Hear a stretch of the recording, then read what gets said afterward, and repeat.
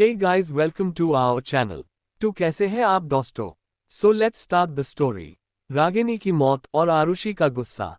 आरुषि गुप्ता ने कभी नहीं सोचा था कि हालात इस मोड़ पर पहुंचेंगे।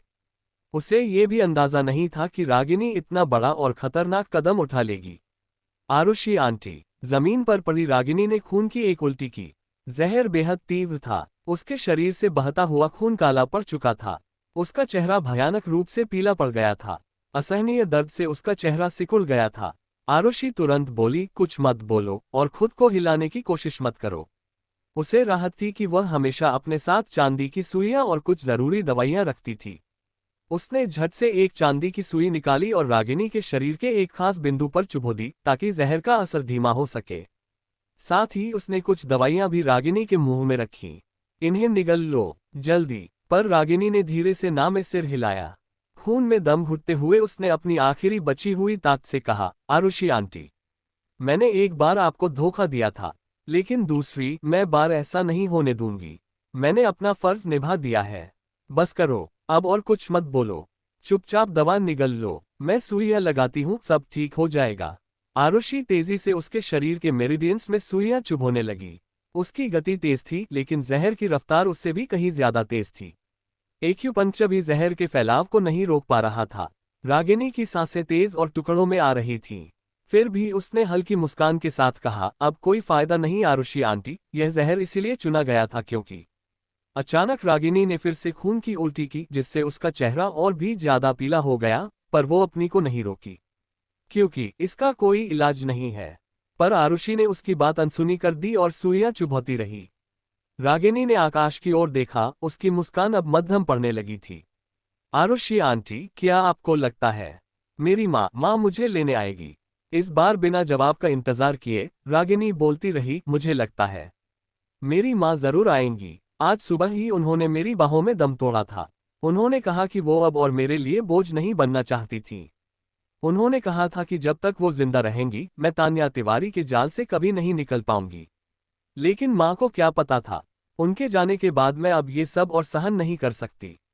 अब यही ठीक है। अब कोई हमें और तकलीफ नहीं देगा, कोई और जुल्म नहीं कर पाएगा। रागिनी की सांसें हर पल कमजोर होती जा रही थीं। फिर उसने बड़ी मुश्किल से अपनी जेब में हाथ डाला और एक वॉइस रिकॉर्डर निकाला।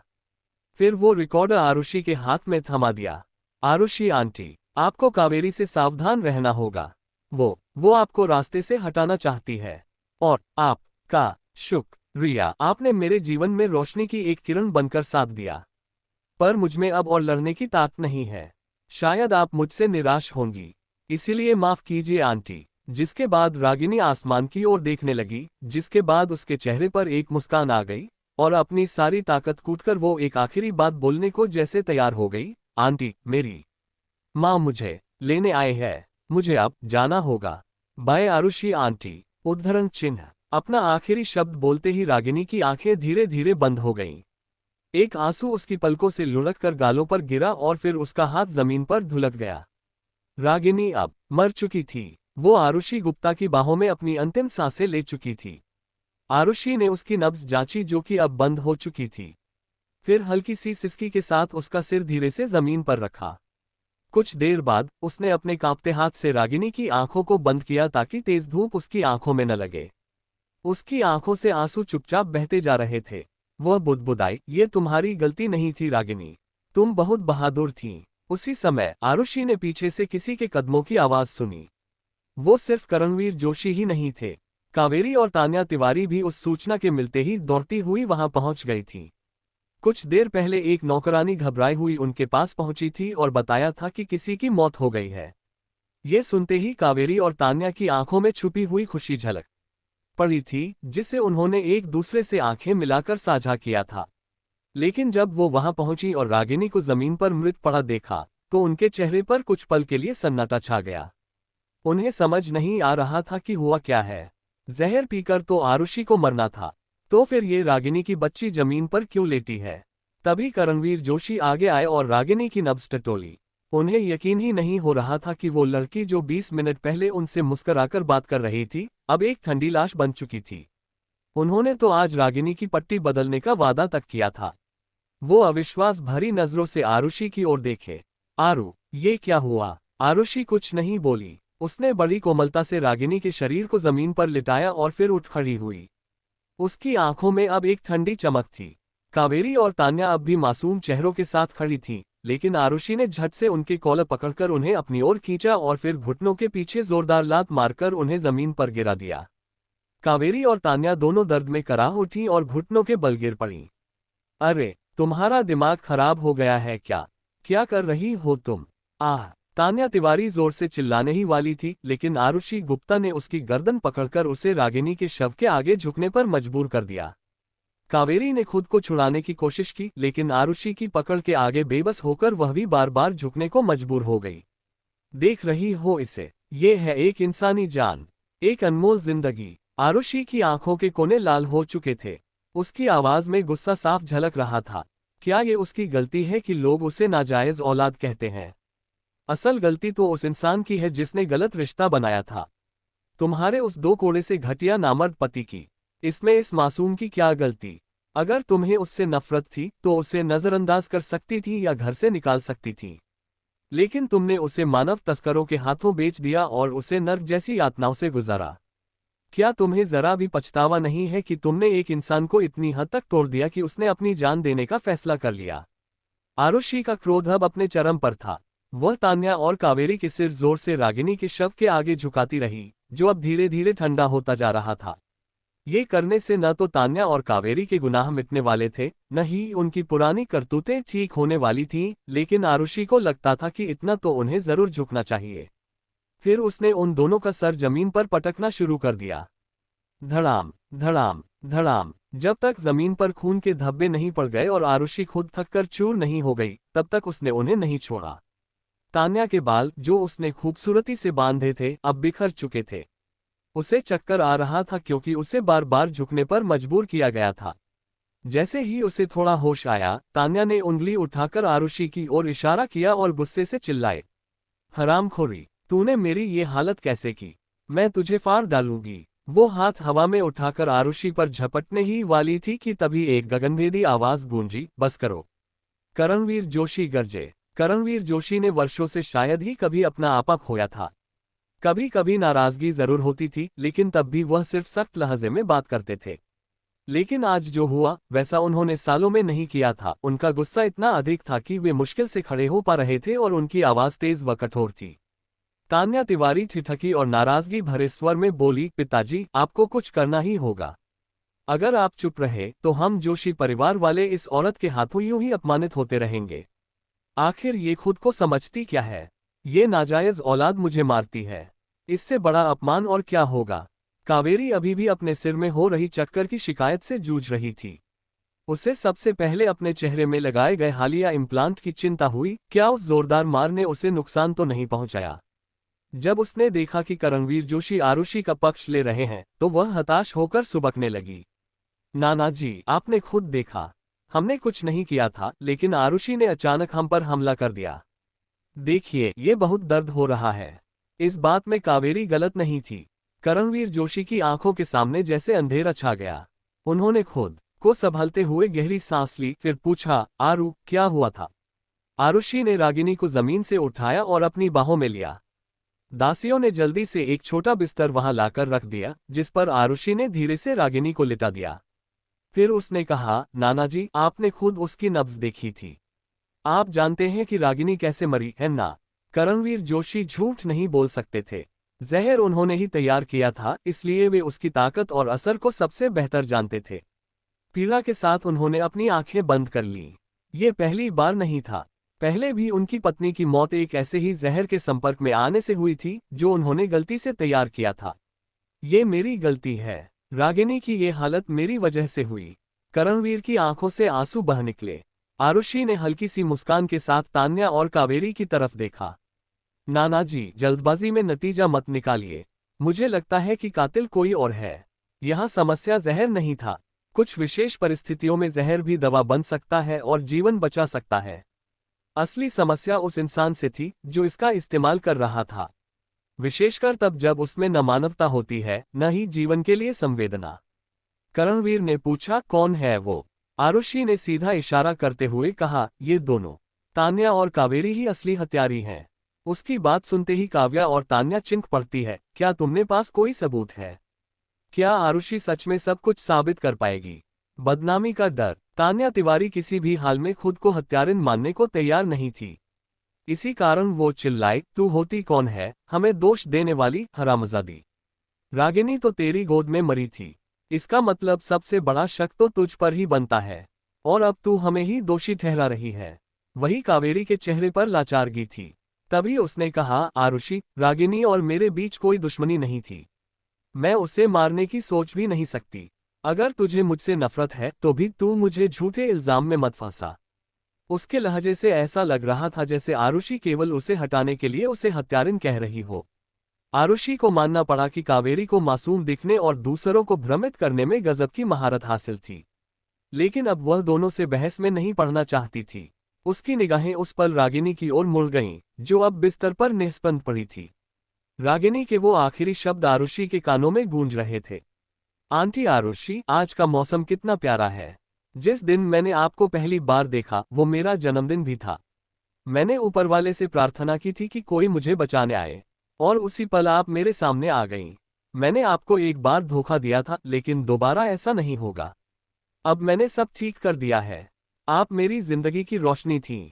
अब मुझमें और लड़ने की ताकत नहीं बची है। आरुषि ने अपनी आंखें कुछ पल के लिए बंद की। फिर वह करणवीर जोशी की ओर मुड़ी। नाना जी, सबको इकट्ठा कीजिए। मैं सबके सामने इन दोनों हत्यारिनों के गुनाह साबित करूंगी। पहले होता तो करणवीर कभी आरुषि की इस मांग को स्वीकार न करते। परिवार के सदस्यों से जुड़ा कोई शर्मनाक सच सार्वजनिक करना उन्हें गवारा नहीं था। लेकिन इस बार बात एक इंसानी जान की थी, और सबसे अहम बात, रागिनी की मौत उसी जहर से हुई थी जो करणवीर ने बनाया था। अब जरूरी था उस इंसान को पकड़ना जिसने उनका जहर चुराया था, क्योंकि उसका इरादा घिनौना था और उसकी पहचान सामने लाना बेहद जरूरी जो चुका था। करणवीर जोशी ने एक लंबी सांस ली। कुछ ही सेकंडों में उन्होंने अपना निर्णय ले लिया। आरुषि गुप्ता की बात सुनकर कावेरी और तान्या तिवारी ने एक दूसरे की ओर देखा। दोनों की आंखों में हैरानी और बेचैनी साफ झलक रही थी, क्योंकि आरुषि ने दावा किया था कि उसके पास सबूत है और वो सबके सामने उन्हें पेश करना चाहती थी। ये सुनकर दोनों के मन में सवाल उठने लगे, क्या सच में उसके पास कोई सबूत है? तभी तान्या ने तुरंत कहा, पिताजी, क्या आप वाकई उस हरामजादी की बातों पर यकीन कर रहे हैं? इसके अपने छुपे हुए इरादे हैं। ये तो हमारे परिवार को तोड़ना चाहती है। तभी कावेरी ने भी बात को बढ़ाया, नाना जी, अगर ये सब बाहर निकल गया तो जोशी परिवार की इज्जत और आपकी प्रतिष्ठा पर आंच आ जाएगी। हत्यारे को पकड़ना जरूरी है, लेकिन ये सब यूं खुलेआम नहीं होना चाहिए। उसने इशारे में कहा, वैसे भी आरुषि खुद भी शक के घेरे में है, और अब वही सबको बताने जा रही है कि हत्यारा कौन है। क्या लोग उस पर यकीन करेंगे? उसका मतलब साफ था, आरुषि खुद भी दोषी हो सकती है, और अब वही नैतिकता की मिसाल बनकर दूसरों को सजा दिलाने पर तुली है। वही करणवीर जोशी का चेहरा कठोर हो गया। उन्होंने कावेरी की बात अनसुनी की और अपने वफादार सेवक गौतम को आदेश दिया, नितेश जोशी और जतिन जोशी के परिवार को बुलाओ। एक बैठक होगी। गौतम सिर झुकाकर आज्ञा का पालन करने चला ही था कि करणवीर ने फिर कहा, रुको, गुप्ता परिवार को भी बुलाओ। जो हुक्म। गौतम तुरंत चला गया। करणवीर की बात पर कावेरी का दिल धड़कने लगा।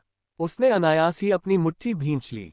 अगर आरुषि के पास वाकई सबूत हुआ तो मम्मी पापा मेरे बारे में क्या सोचेंगे? क्या क्या मुझे गुप्ता निवास से निकाल दिया जाएगा? उसके मन में डर का तूफान चल रहा था। तान्या भी भीतर से कांप रही थी। भले ही रागिनी जोशी परिवार में नाजायज औलाद मानी जाती थी, लेकिन थी तो उसी खून की। करणवीर जोशी के आदेश पर जल्दी ही घर में एक सादा शोक कक्ष तैयार कर दिया गया। जब सब व्यवस्था में व्यस्त थे तो कावेरी ने धीमे स्वर में पूछा, तुमने तो कहा था योजना में कोई कमी नहीं है, फिर ये सब कैसे हो गया? मुझे क्या पता। तान्या की झुंझलाहट उभर आई। जितने भी संभावित हालात उसने पहले सोचे थे, उनमें से किसी में भी ये नहीं था कि रागिनी पलटकर वार करेगी। उसके पास न सिर्फ रागिनी की कुछ तस्वीरें और वीडियो थे जिनमें कुछ पुरुषों द्वारा उसके साथ की गई दरिंदगी दर्ज थी, बल्कि उसकी मां आयशा सिब्बल को भी उसने एक मानसिक अस्पताल में कैद करवा दिया था।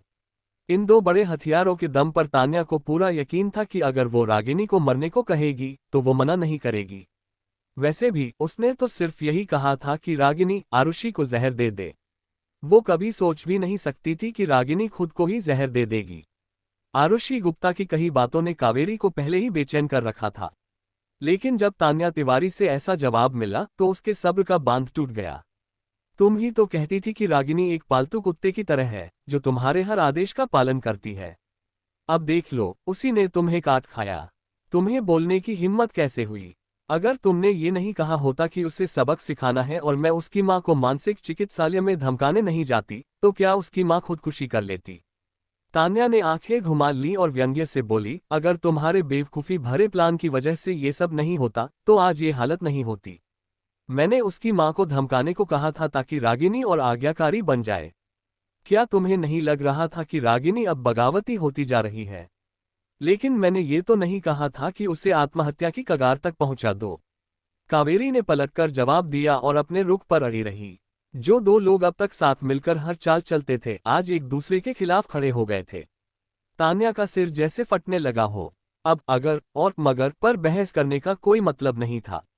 उसे पूरा यकीन था कि रागिनी उसके काबू में थी। उसके पास रागिनी के वो वीडियो थे जो अगर बाहर आ जाते तो कोई भी लड़की सामाजिक रूप से खत्म हो जाती। कोई भी महिला नहीं चाहेगी कि उसके साथ हुए उस अत्याचार की तस्वीरें या वीडियो सार्वजनिक हो। यही वजह थी कि तान्या ने कभी कल्पना नहीं की थी कि रागिनी इतनी हिम्मत और ठान के साथ खुद ही सब खत्म कर लेगी। अब जब रागिनी मर चुकी थी तो उन वीडियो की कोई अहमियत नहीं रह गई थी। इसलिए ये बात तान्या तिवारी के लिए थोड़ी समझ में आने वाली थी। कावेरी का चेहरा गंभीर था। अब ये सब मायने नहीं रखता। असली मसला ये है कि आरुषि गुप्ता के पास आखिर सबूत क्या है। तुम्हें अच्छी तरह सोचकर बताना होगा। जब तुमने रागिनी से मुलाकात की थी तो क्या ऐसा हो सकता है कि उसने उस बातचीत की रिकॉर्डिंग या वीडियो बना ली हो? ये मुमकिन ही नहीं है, तान्या ने ठोस लहजे में जवाब दिया। उसमें इतनी हिम्मत ही नहीं थी।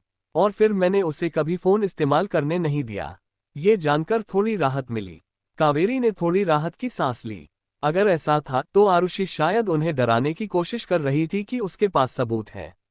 जब तक कावेरी और तान्या संयमित और शांत रहेंगी, बाकी लोग यही मानेंगे कि रागिनी की मौत एक हादसा थी। फिर भी मन की बेचैनी कम न होने पर कावेरी ने तान्या को बार बार याद दिलाया कि किस बात का ध्यान रखना है। दोनों ने अपनी कहानियों को आपस में मिलाया ताकि कोई संदेह की गुंजाइश न बचे। ये सब करने के बाद ही उन्हें थोड़ा चैन मिला। जैसे ही वे थोड़ी शांत हुई, उनके माथे के घाव फिर से धड़कने लगे और दर्द देने लगे। तान्या ने कभी इतना अपमान नहीं झेला था जहां उसे किसी के सामने झुकना पड़ा हो। साला सब कुछ चौपट हो गया। रागिनी ने वो जहर भी इस्तेमाल कर लिया जो हमारे पास था। अब आरुषि से छुटकारा पाने का कोई और अच्छा मौका मिलेगा भी या नहीं? आरुषि गुप्ता, दुआ कर कि तू कभी मेरे हाथ न लगे। अगर लग गई तो तुझे छोड़ूंगी नहीं। तान्या तिवारी ने दांत भींचते हुए बड़बड़ाया। जैसे ही उसने मुड़कर देखा, उसकी नजर कावेरी पर पड़ी। वो न तो अपने घाव को साफ कर रही थी और न ही उसका इलाज कर रही थी, बल्कि वो अपने माथे पर लगे जख्म को दबा रही थी, जिससे खून और ज्यादा बहने लगा। ये क्या कर रही हो तुम? तान्या चौंकी। कावेरी ने होठों पर एक हल्की सी मुस्कान लाई। मुझे थोड़ी हमदर्दी भी तो कमानी है। मनोहर और मनीषा अब किसी भी वक्त वहां पहुंचने वाले थे। कावेरी को यह मौका नहीं गंवाना था। उसे खुद को दुखी और पीड़िता के रूप में पेश करना था ताकि सबका ध्यान और स्नेह मिल सके। तान्या ने खींचकर जुबान चटकाए। तुम तो खुद को नुकसान पहुंचाने से भी नहीं हिचकिचा रही हो। कावेरी मुस्कराए। हालात अगर मांगे तो मैं इससे भी ज्यादा निर्दयी बन सकती हूँ। उसे अपने मकसद को पाने के लिए कुछ भी करना मंजूर था। इसी बीच करणवीर जोशी का आदेश मिलते ही नितेश जोशी और जतिन जोशी अपने परिवार के साथ जोशी निवास पहुंच गए। कुछ ही देर बाद मनीषा और सार्थक भी आ पहुंचे। सिवाय मनोहर के, जो पुल को हटाने के काम में व्यस्त था, बाकी सब लोग लगभग एकत्र हो चुके थे। जैसे ही मनीषा जोशी निवास में दाखिल हुई, उसकी नज़र सबसे पहले कावेरी के माथे पर पड़े खून से सने घाव पर पड़ी। वो घबरा गई और तुरंत बोली, कावेरी, ये क्या हुआ? चोट कैसे लगी? कावेरी ने एक उदास चेहरा बनाकर चुप्पी साध ली, मगर उसकी निगाहें धीरे धीरे आरुषि की ओर खिसकने लगीं, जैसे वो इशारे में कह रही हो कि ये सब आरुषि की वजह से हुआ है। वह यह इशारा कर रही थी कि कावेरी की चोट के पीछे आरुषि गुप्ता का हाथ है। फिर से वही आरुषि? मनीषा ने मन ही मन झुंझलाते हुए सोचा। वह बेहद चिढ़ गई थी। पहले भी कार में आरुषि ने सिर्फ एक बात पर कावेरी को पछाड़ते हुए उसे कई थप्पड़ जड़ दिए थे। अब फिर वही हुआ होगा। मनीषा को पूरा यकीन था कि इस बार भी किसी मामूली बात पर आरुषि ने कावेरी के माथे पर चोट पहुंचाई होगी। अब उसे सोचकर हैरानी हुई कि उसने ऐसा क्या गुनाह कर दिया था कि उसे इतनी झगड़ालू और बेकाबू बेटी मिली। मनीषा ने जैसे ही आरुषि को डांटने के लिए मुंह खोला, सार्थक ने बीच में ही रोक दिया। माँ, हम अभी अभी पहुंचे हैं। हमें कुछ नहीं पता कि क्या हुआ है। आपको कैसे यकीन है कि गलती आरुषि की ही है? जोशी निवास में वातावरण कुछ असामान्य था, यह कोई भी समझ सकता था। जरूर कुछ गंभीर घटा था, वरना करणवीर जोशी सबको यूं न बुलाते। लेकिन मनीषा की नज़र में तो इसमें कोई शक नहीं था कि आरुषि ने ही यहाँ कुछ गड़बड़ की है। वह भीतर ही भीतर फ्रस्ट्रेट हो रही थी। अपनी झुंझलाहट को छुपाने की कोशिश करते हुए भी मनीषा खुद को रोक नहीं सकी और बोल पड़ी, सार्थक, तुम आरुषि को उतना नहीं जानते। उसका गुस्सा बहुत तेज है। ये पहली बार नहीं है जब उसने कावेरी पर हाथ उठाया हो। उस बार सार्थक ने बेहद ठंडे और शांत लहजे में जवाब दिया, माँ, क्या आप खुद आरुषि को उतना जानती हैं? मनीषा निरुत्तर रह गई। सार्थक की बात में सच्चाई थी। खून का रिश्ता होने के बावजूद ना मनीषा और ना ही सार्थक कोई भी आरुषि को वास्तव में जानता था। वही सार्थक को आरुषि का पक्ष लेता देख कावेरी को बहुत बुरा लगा। उसने धीमी आवाज में पूछा, सार्थक, क्या मैं तुम्हारी बहन नहीं हूं? जिस पर सार्थक बिना किसी भाव के कहता है। सार्थक का जवाब शूट ही कावेरी के पैरों के नीचे से तो जैसे जमीन ही खिसक जाती है। सच का खुलासा। कावेरी को बहुत बुरा लगा। उसने धीमी आवाज में पूछा, सार्थक, क्या मैं तुम्हारी बहन नहीं हूं? नहीं। सार्थक। वह अविश्वास से उसे देखती रह गई। सार्थक को समझ में आया कि उसका जवाब कितना गलत समझा जा सकता है।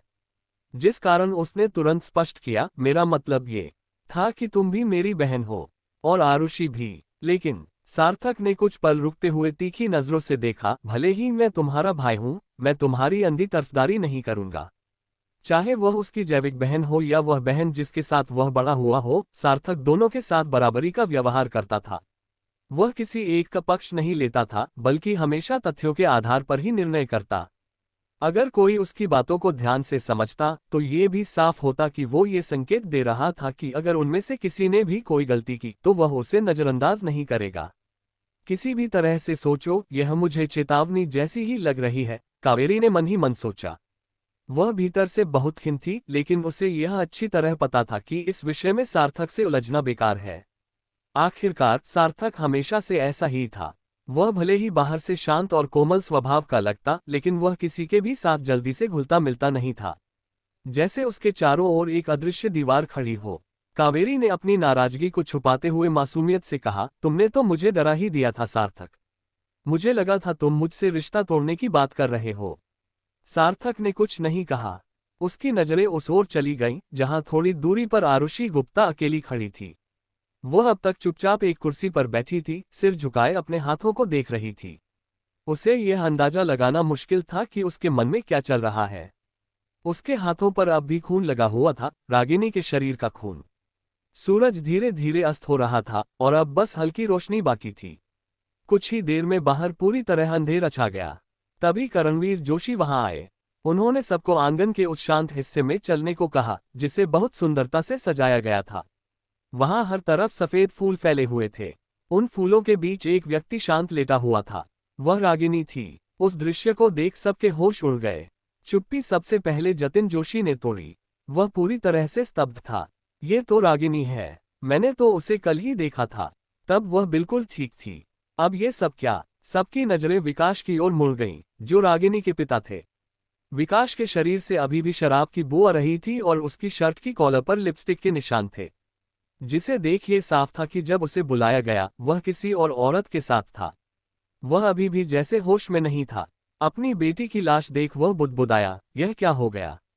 उसकी आंखों में हल्का सा दुख था, लेकिन बस उतना ही।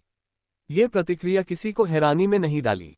अगर वाकई विकास को रागिनी की मौत से गहरा आघात पहुंचा होता तो वह इन सालों में चुपचाप खड़ा न रहता, वो भी तब जब वह जानता था कि तान्या तिवारी किस तरह रागिनी को प्रताड़ित कर रही थी।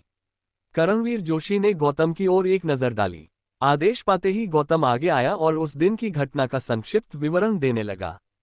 सीधी बात यह थी कि फार्मेसी से जहर चुराया गया था और रागिनी को जहर देकर मार दिया गया।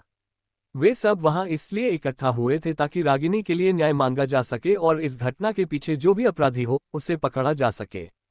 घटना की जानकारी देने के बाद गौतम ने कहा, फिलहाल दो मुख्य संदिग्ध हैं, मिस कावेरी और मिसेज जोशी। ये सुनते ही मनीषा तुरंत आगे आए और अपना विरोध जताने लगी। उसने तेज आवाज में कहा, ये सब बकवास है। कावेरी हत्यारी हो ही नहीं सकती। किस कमीने ने मेरी बेटी के बारे में ऐसा कहा? अभी सामने आओ। गौतम उसके इन सवाल पर चुप हो गया, फिर उसने अपनी नजरें नीची कर ली और करणवीर जोशी के पीछे खड़ा हो गया। तभी तान्या तिवारी ने होठों से तिरस्कार जताया।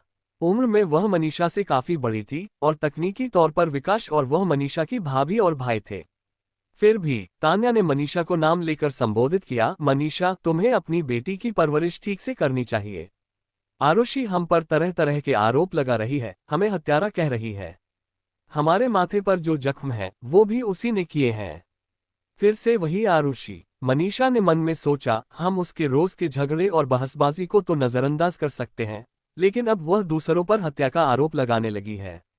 वह सोच में पड़ गई थी कि आखिर उसने कैसी बेटी को जन्म दिया है जो हर बार मुसीबत में पड़ जाती है। उसने आपा खो दिया और आरुषि गुप्ता पर चिल्लाई, तुम बेशर्म, क्या एक दिन भी चुप नहीं रह सकती? हर बार कोई ना कोई बखेड़ा खड़ा करना जरूरी है क्या? क्या तुम्हें तब तक चैन नहीं मिलता जब तक सबका जीना हराम न कर दो? आरुषि चुपचाप बैठी रही, उसकी निगाहें अब भी झुकी हुई थीं। उसने अपने हाथों पर लगे खून को गीले टिश्यू से पोंछा। ऐसा लग रहा था जैसे उसे अपने आसपास की कोई भी बात सुनाई ही नहीं दे रही हो। मनीषा ने दोनों हाथों से अपना चेहरा ढांक लिया और बुदबुदाई, मैंने ऐसा क्या कर दिया था जो मुझे ये दिन देखने पड़ रहे हैं? दुर्भाग्यवश मनोहर वहां मौजूद नहीं था, जिस कारण इस समय मनीषा का पक्ष लेने वाला कोई नहीं था। सार्थक की भौहें सिकुड़ी, उसका स्वर शांत था और रवैया तटस्थ। क्या उनके पास कोई वजह या सबूत है कि उन्होंने ही हत्या की? आरुषि कुछ कह पाती, इससे पहले ही विकास भड़क उठा और तान्या तिवारी का बचाव करने लगा, बस करो ये बदनाम करना। मेरी पत्नी ऐसा कुछ नहीं कर सकती। उसने हमेशा रागिनी से अच्छा व्यवहार किया है। उसके इस बात पर आरुषि की हंसी निकल गई, क्योंकि उसे अच्छे से पता था तान्या तिवारी ने रागिनी से अच्छा व्यवहार नहीं किया था। उसने तो सिर्फ विकास से अच्छा बर्ताव किया था। उसने इस बात पर आंख मूंद ली थी कि विकास दूसरी औरतों के साथ रंगलियां मना रहा था। इसके उलट अपनी सारी भड़ास एक ही औरत और उसकी नाजायज बेटी पर निकालती रही। उस स्थिति से जो सबसे ज्यादा लाभ में रहा वही था विकास। तो उसका ये कहना कि तान्या ने रागिनी से हमेशा अच्छा बर्ताव किया, ये कोई आश्चर्य की बात नहीं थी, क्योंकि उसने कभी परवाह ही नहीं की, न तो रागिनी की और न ही उसकी मां की हालत की। उसे तो सिर्फ अपनी रंगीन जिंदगी जीने से मतलब था। शायद वो ये तमाशा देखना भी पसंद करता था कि औरतें उसकी खातिर एक दूसरे से लड़ रही हैं। अब विकास ने व्यंग्य से कहा, जो हालात हैं उससे तो लगता है कि तुमने ही मेरी बेटी की जान ली है और अब दूसरों को फंसा रही हो। अब जाकर आरुषि उठी, मेरे इल्जाम सच है या नहीं ये तो अब सबको सुनकर ही पता चलेगा। उसने गीला टिश्यू फेंक दिया और धीरे धीरे उठ खड़ी हुई। सबकी आंखें उस पर टिकी थी, कुछ घूरती हुई, कुछ आशंकित। उसने अपनी जेब से एक वॉयस रिकॉर्डर निकाला, जिसे देखते ही तान्या और कावेरी के चेहरों का रंग तुरंत उड़ गया। आरुषि ने बिना किसी हाव भाव के रिकॉर्डर का बटन दबा दिया। थोड़ी देर के लिए रिकॉर्डर से सिर्फ सरसराहट की आवाजें आती रहीं। फिर अचानक किसी के थप्पड़ खाने की आवाज आई। उसके बाद तान्या तिवारी की जहरीली आवाज गूंज उठी, तूने सुना नहीं घटिया बेहया लड़की, तुझे फार्मेसी जाना है, ऊपर वाली शेल्फ से जहर चुरा कर लाना है, समझी तू? वो जहर लेकर ऐसा मौका देख जब आरुषि को वो जहर पिलाया जा सके। अगर नहीं किया ना तो उस गांव के सारे वीडियो सबके सामने डाल दूंगी जिसमें तुझे मर्दों से पिटते हुए दिखाया गया है, और उसके अलावा वो वीडियो जिसमें गांव के सारे लड़के तेरे साथ जो खेल खेल रहे हैं ना, उसका वीडियो। अब अगर वो वीडियो बाहर आया ना तो तू जिंदगी भर अंधेरे में जीती रह जाएगी तू। हाँ हाँ। वॉइस रिकॉर्डर से तान्या तिवारी की हिकारत भरी हंसी पूरे हॉल में गूंजने लगी। आरुषि गुप्ता ने इस रहस्योद्घाटन को और अधिक प्रभावशाली बनाने के लिए पहले ही कुछ लोगों को स्पीकर लगाने के लिए कह रखा था। तान्या की हर एक बात साफ और स्पष्ट रूप से सुनाई दे रही थी। स्पीकर्स की आवाज इतनी स्पष्ट थी कि कमरे में सन्नाटा छा गया। वही करणवीर जोशी का चेहरा गंभीर होता चला गया। हालांकि वह रिकॉर्डिंग बहुत लंबी नहीं थी, लेकिन उसमें कही गई चंद पंक्तियां काफी थीं ये समझाने के लिए कि तान्या ने रागिनी के साथ सिर्फ जहर चुराने से कहीं ज्यादा किया था। करणवीर ने अपने गुस्से को दबाते हुए गहरी आवाज में पूछा, ये वीडियो किस बारे में है? तान्या का चेहरा सफेद पड़ गया। वह एक शब्द भी नहीं बोल सकी। वो पहले ही ऐसे किसी मौके के लिए कह चुकी थी कि वीडियो का कोई भी सुराग उससे न जुड़ने पाए। उसे विश्वास था कि अगर जरूरत पड़ी तो वह उन वीडियो के बारे में कोई बहाना बना लेगी। मगर तान्या को यह अंदाजा नहीं था कि आरुषि का अगला वाक्य उसे पूरी तरह से फंसा देगा। आरुषि ने करणवीर की ओर देखते हुए शांत स्वर में कहा, नाना जी, जब मैं पहली बार जोशी निवास आई थी, वो मेरी रागिनी से पहली मुलाकात नहीं थी। मैं उससे पहले भी मिल चुकी थी। उस समय जोशी परिवार के सभी लोग, जिनमें आप भी शामिल थे, यही मानते थे कि रागिनी को पढ़ाई के लिए विदेश भेजा गया है ना? अब मैं आपको बताती हूँ कि हमारी पहली मुलाकात कैसी थी। मैंने रागिनी को एक ऐसे गांव में देखा था जहां मानव तस्करी से जुड़े लोग रहते थे। उसके हाथ और पैर जंजीरों से बंधे हुए थे। मैं नहीं जानती कि वहां उसके साथ रोज क्या होता था, लेकिन हम सब सहज ही अंदाजा लगा सकते हैं। पर अब सवाल यह है कि फिर वो यहाँ क्यों लौटी? शायद अपनी माँ की चिंता में, या शायद अब भी अपने पिता से कुछ उम्मीद बाकी थी। खैर, किसी तरह वो उस गांव से निकलकर फिर से जोशी परिवार से जुड़ गई। मगर तान्या ने ही उन वीडियो का इस्तेमाल कर रागिनी को ब्लैकमेल किया, फार्मेसी से जहर चुराने और मुझे मारने के लिए। लेकिन उसी दिन रागिनी की मां की मौत हो गई, क्योंकि तान्या ने उन्हें रागिनी के अतीत के वो हिस्से बता दिए थे जिनमें उसे कैद किया गया था। अपनी बेटी के लिए बोझ न बने, इसी भावना में जब उनकी मानसिक स्थिति थोड़ी स्पष्ट थी, उन्होंने आत्महत्या कर ली। इसने रागिनी को अंदर से तोड़ दिया, जिस कारण उसने जहर अपनी ही ड्रिंक में मिला दिया और सब पी गई। आरुषि ने पीछे मुड़कर रागिनी की ओर देखा, जिसकी आंखें अब भी बंद थीं। रागिनी की पूरी जिंदगी एक त्रासदी थी। एक नाजायज बेटी होने के कारण उसे अपनी जिंदगी बर्फ की पतली चादर पर चलकर जीनी पड़ी, और उसके पिता विकास ने कभी उसकी परवाह तक नहीं की। आखिरकार रागिनी ने अपनी जान भी गंवा दी। आरुषि गुप्ता ने अपनी ठंडी हो चुकी आंसुओं की बूंदों को गालों से पोंछा और एक बार फिर अपनी नजरें करणवीर जोशी पर टिकाईं। नाना जी, अब आप ही बताइए कि हमें क्या करना चाहिए। करणवीर जोशी जो कुछ अभी अभी सुन चुके थे, वह उन्हें कुछ देर तक स्तब्ध छोड़ गया। आरुषि की बातें और वॉयस रिकॉर्डिंग, केवल कल्पना करना ही काफी था कि रागिनी के साथ क्या क्या हुआ होगा। और वह भी एक मासूम सी बच्ची ही तो थी। करणवीर ने पास की मेज से एक कप उठाया और पूरी ताकत से तान्या तिवारी की ओर फेंका। नीच औरत। कप तान्या को सीधा नहीं लगा, बस उसके सिर को हल्का सा छूता हुआ निकल गया, मगर उसके पैर जैसे कांप उठे। वो हड़बड़ाए और जल्दी जल्दी सफाई देने लगी, ऐसा कुछ नहीं है। ये सब झूठ है। आरुषि कुछ भी बोल रही है। मैं ऐसा क्यों करूंगी? आरुषि ने सपाट स्वर में जवाब दिया, सच का पता तो लग ही जाएगा अगर कोई जांच कर ले तो। क्योंकि वो गांव आज भी वही है, और वो गायब तो नहीं हो जाएगा। उधर मानसिक अस्पताल में भी काफी स्टाफ है। ऐसा तो हो ही नहीं सकता कि हमें एक भी गवाह न मिले। जो कुछ हुआ था उसकी हर निशानी मिटा पाना नामुमकिन था, और तान्या में इतनी काबिलियत नहीं थी कि वह सब कुछ पूरी तरह मिटा सके। करणवीर को किसी और जांच की आवश्यकता महसूस नहीं हुई। जो सबूत अभी तक मिले थे वही उसके लिए काफी थे। वो गुस्से में गरजे, गौतम, अब और क्या देख रहे हो? इस घटिया औरत को घर से बाहर निकालो और पुलिस को बुलाओ, अभी बुलाओ। इसका मतलब था कि करणवीर इस मामले को लेकर अब गंभीर हो चुके थे। तान्या समझ गई कि अब वह करणवीर का मन नहीं बदल सकती। उसके घुटने जमीन पर जा लगे और वो गिड़गिड़ाने लगी, पिताजी, मैंने ये सब बस गुस्से में किया था। मैं विकास की कानूनी पत्नी हूँ, और फिर मुझे रोज रोज उसकी नाजायज बेटी को सामने देखना पड़ता था। आप सोच सकते हैं मेरे लिए ये कितना मुश्किल था। आरुषि को ये सब देख सुनकर व्यंग्यपूर्ण हंसी आए। ऐसे समय पर भी जो व्यक्ति इन सब का कारण था, वह अब तक चुपचाप एक कोने में बैठा था, जैसे वह वहां मौजूद ही न हो। विकास ने शादी से पहले आयशा सिब्बल से रिश्ता रखा था। जब आयशा गर्भवती हुई और रागिनी उसके गर्भ में थी, तभी विकास ने जिम्मेदारी लेने से मना कर दिया और उसे छोड़कर तान्या से शादी कर ली। तभी करणवीर वापस से अपनी कड़क आवाज में बोलना शुरू किया, इसमें गलती सिर्फ तान्या की नहीं बल्कि इस बच्चे के पिता की भी है, इसलिए मैं आज फैसला करता हूँ कि। करणवीर का फैसला सुनते ही पूरा माहौल जैसे और ज्यादा ठंडा हो जाता है। वही विकास अपने घुटनों के बल गिर पड़ता है। आखिर क्या फैसला सुनाया करणवीर ने? कावेरी को सजा। तान्या तिवारी के पास शायद आयशा सिब्बल और रागिनी से नफरत करने का कोई कारण रहा हो, लेकिन जिससे उसे सबसे ज्यादा नफरत करनी चाहिए थी, वह विकास था। आरुषि गुप्ता ये कतई नहीं चाहती थी कि विकास इस पूरे घटनाक्रम से चुपचाप बचकर निकल जाए। इसी कारण उसने ठंडी आवाज में कहा, ओ धरती के बोझ सुअर, तुझसे ही बात कर रही हूं। तू कचरा है, हाँ तू ही, एकदम घटिया इंसान। आरुषि की बातें सुन विकास का चेहरा शर्म से लाल पड़ गया। तू होती कौन है मुझे सिखाने वाली? आरुषि ने होंठ सिकोड़ते हुए उसकी ओर तिरस्कार भरी नजरों से देखा। वह बोली, तेरे जैसे लोगों को जवाब देना भी वक्त की बर्बादी है। वैसे भी अब तो नानाजी सब कुछ खुद ही संभाल लेंगे। तान्या ने न केवल रागिनी की मौत की साजिश रची थी, बल्कि आरुषि को भी रास्ते से हटाने की पूरी योजना बनाई थी। उसका मानना था कि अगर आरुषि, जिसे करणवीर जोशी ने अगला उत्तराधिकारी चुना था, हट जाती है तो जोशी परिवार की सारी विरासत विकास जोशी के हिस्से में आ जाएगी।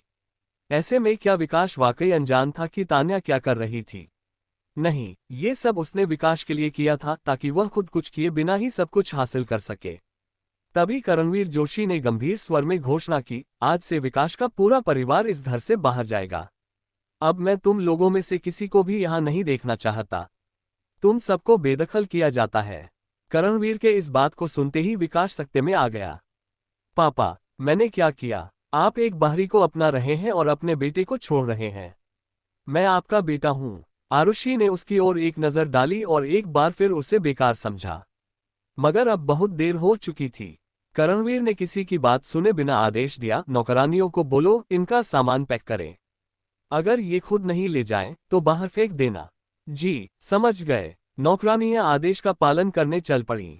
उसी समय दूर से पुलिस की सायरन सुनाई देने लगी। तान्या को गिरफ्तार करने के लिए पुलिस आ रही थी। सबके चेहरों के हाव भाव बार बार बदलते जा रहे थे। अब तक जो लोग चुपचाप बैठे थे, वे भी स्तब्ध थे। लेकिन इस सब में सबसे ज्यादा राहत अगर किसी को मिली थी तो वह थी कावेरी, क्योंकि रिकॉर्डिंग में उसका नाम नहीं आया था और आरुषि ने भी सारा दोष तान्या पर ही डाला था, जिससे कावेरी को थोड़ी राहत महसूस हुई। जैसे ही पुलिस की सायरन नजदीक आई, तान्या का चेहरा सफेद पड़ गया। वह ऐसे जमीन पर गिर पड़ी जैसे उसके शरीर में अब और ताकत नहीं बची हो। उसी समय आरुषि ने ठंडे लहजे में कहा, तान्या, तुम पर बहुत से गुनाह हैं। अब तुम्हें उनके नतीजे अकेले ही भुगतने होंगे। इन शब्दों को सुनकर तान्या ने सिर उठाया। हाँ, हमने ये सब मिलकर किया था। तान्या के मन में विचार आया। तो फिर सजा मुझे अकेले क्यों? उसने उठने की कोशिश की और कावेरी की ओर इशारा करते हुए जोर से बोली, मैंने ये सब अकेले नहीं किया। कावेरी ने ही मुझे कहा था कि क्या करना है। वो कहती थी कि आरुषि उसकी राह की सबसे बड़ी रुकावट है। अगर आरुषि नहीं रहेगी तो गुप्ता परिवार की इकलौती उत्तराधिकारी वही होगी। इसीलिए वह आरुषि को मरवाना चाहती थी। जहर वाला प्लान भी उसी का था। उसकी एक एक बात कमरे में गूंज उठी। मनीषा को ऐसा लगा जैसे किसी ने उस पर बिजली गिरा दी हो। कुछ पल के लिए वह समझ ही नहीं पाई कि उसने सच में ये सुना है या उसका भ्रम था। वह अविश्वास से भरकर बोली, तुमने क्या कहा? फिर से बोलो। तान्या तिवारी ने धीरे से अपनी पलकों को उठाया, फिर होठों पर व्यंग्यात्मक मुस्कान लाते हुए बोली, मैं ये बात 100 बार भी कहूं, तब भी ये सच्चाई नहीं बदलेगी कि आरुषि को जहर देने की योजना की मास्टरमाइंड और कोई नहीं बल्कि कावेरी है। नहीं, ये नहीं हो सकता। नहीं। मनीषा एक कदम पीछे हट गई, जैसे उसके पैरों तले जमीन खिसक गई हो। वह वही शब्द बार बार दोहराने लगी। कावेरी को यकीन ही नहीं हुआ कि पूरा मामला उसके खिलाफ पलट चुका है। उसने जोर से इनकार किया, मैं बेगुनाह हूं। मैंने ऐसा कुछ भी नहीं किया, मैं कसम खाकर कहती हूं। माँ, आप तो मुझे जानती हैं। मेरी कोई ऐसी मंशा नहीं थी। वो खुद फांसी हुई है, इसलिए वह इस तरह झूठ बोल रही है। मैं सचमुच निर्दोष हूं। कावेरी ने मनीषा का हाथ कसकर थाम लिया और रोते हुए विनती करने लगी। उसकी आंखों से आंसू झरझर बह रहे थे, मानो वह पूरी तरह टूटी हुई हो। मनीषा ने अपनी सांसों को संयत किया और धीमे स्वर में पूछा, कावेरी, मुझे सिर्फ सच बताओ। क्या तुमने ऐसा कुछ किया है? अगर तुम सच बोलोगी तो मैं तुम्हारी बात मान लूंगी। उस आखिरी वाक्य में माँ बेटी के रिश्ते की गहराई झलक रही थी। मनीषा के दिल में कावेरी की जगह अटल थी। कावेरी ने तुरंत सिर हिलाया और हाथ उठाकर शपथ ली, नहीं माँ, मैं कसम खाती हूँ, मैंने कुछ नहीं किया। मुझे नहीं पता तान्या मुझे क्यों फंसा रही है। अगर मैंने ऐसा कुछ किया होता तो मेरा सर्वनाश हो जाता। शुक्र है मेरी बेटी ने ऐसा कुछ नहीं किया, मनीषा ने सोचा। लेकिन ठीक उसी पल आरुषि ने यूं ही कान खुजाते हुए अपने रिकॉर्डर का एक और बटन दबा दिया।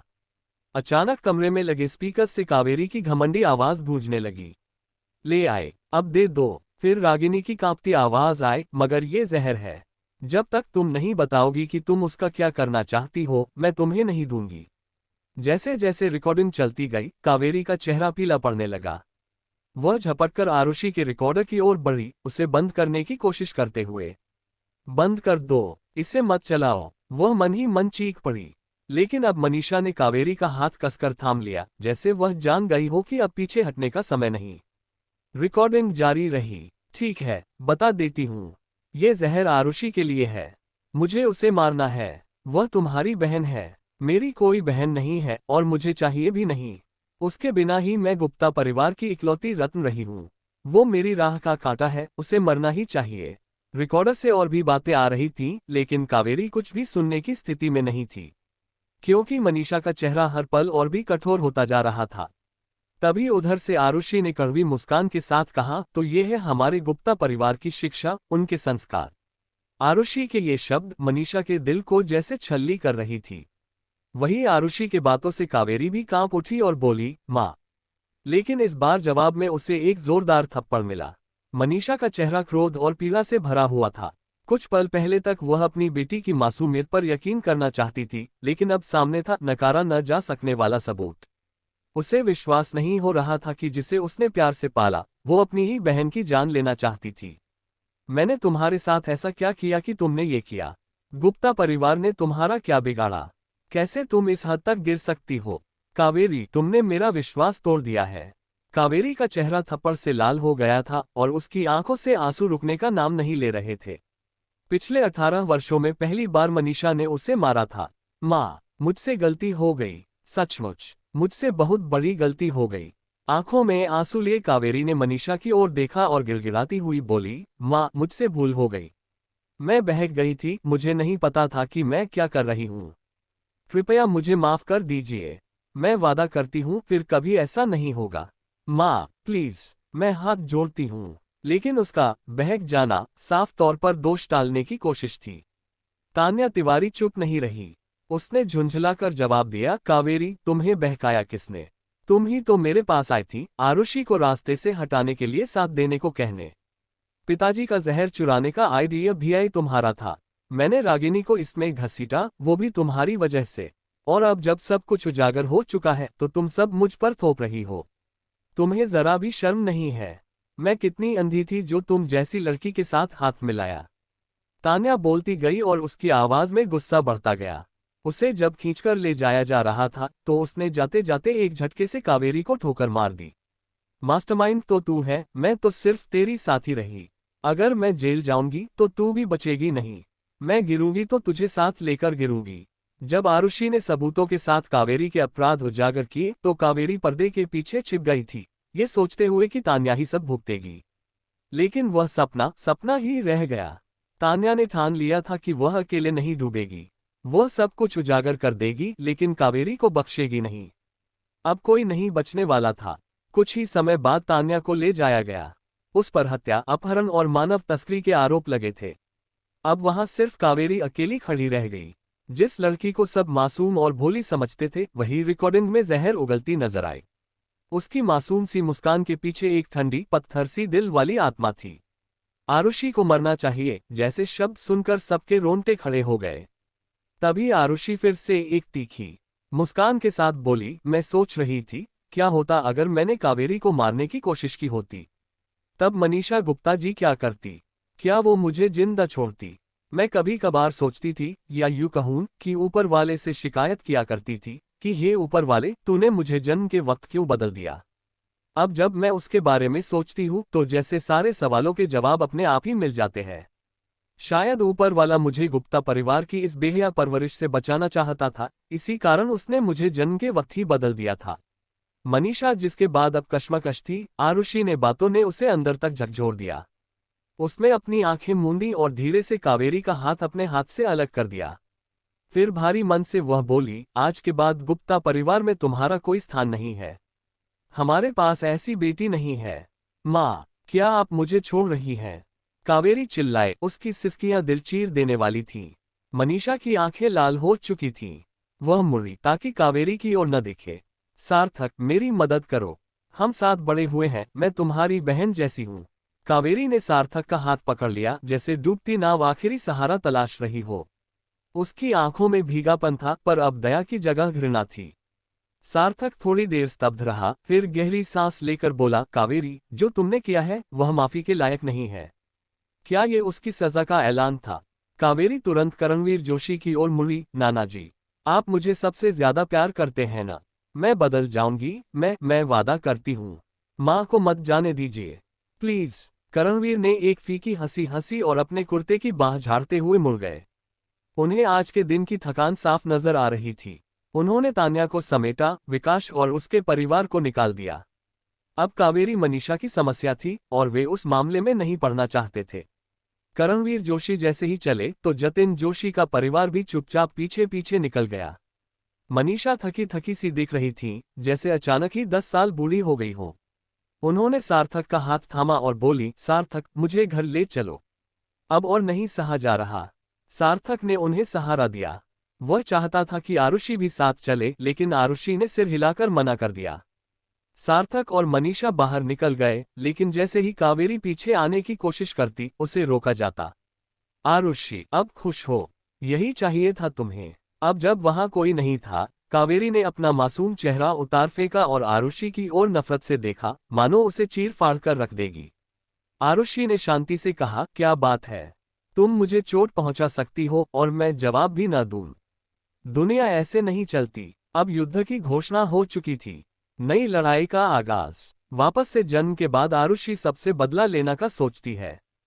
तो सबसे पहले वो अपने उस भाई का हाथ तोड़ती है जिसने पिछले जन्म में उसका हाथ तोड़कर आरुषि का मेडिकल करियर खत्म कर दिया था। जिसके बाद वो वापस से गुप्ता परिवार में चली जाती है। उसके बाद आशीष के दादा, जिसकी जान के बार आरुषि बचाती है, उस कारण माधव लालवानी आरुषि की शादी अपने पोते आशीष से तय कर देते हैं, जबकि आशीष कावेरी से बचपन से प्यार करता है।